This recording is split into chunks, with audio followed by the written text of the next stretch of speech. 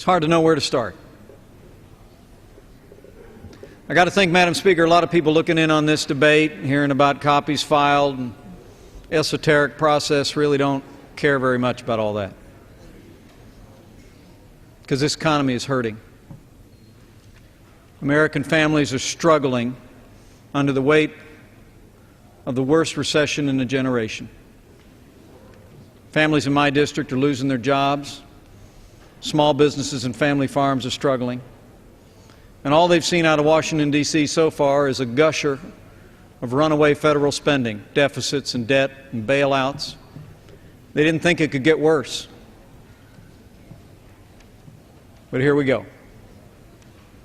In the midst of the worst recession in a generation, this administration and this majority in Congress are prepared to pass a national energy tax that will raise the cost of energy on every American family. Now, my colleague sporting the green lapel button, who I greatly respect, said that there is a lot of dispute about how much the average American household will pay if this national energy tax becomes law, and that's true.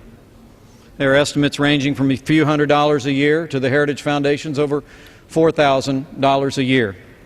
The estimate I prefer was from candidate Barack Obama, who said in January of 2008 to the San Francisco Chronicle, and I shall quote with the deepest respect, "Under my plan of cap and trade system, electricity rates would necessarily skyrocket. That will cost money.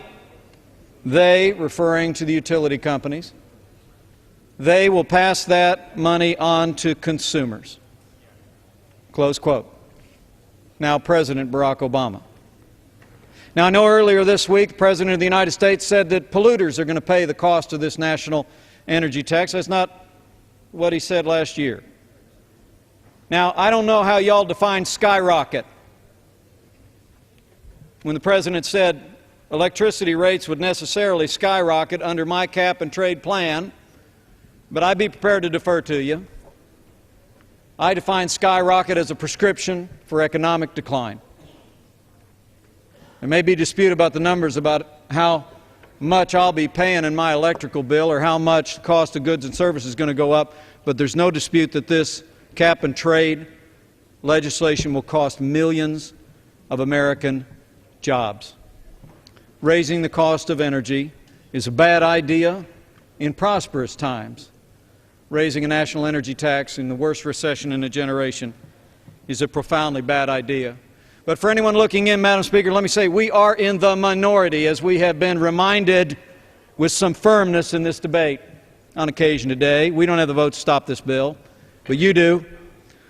If you oppose a national energy tax, call your congressman right now. If you think we can do better to serve the interests of the American people and achieve energy independence within all of the above strategy, call your congressman right now. Alexander Hamilton said it best. Here, sir, the people govern.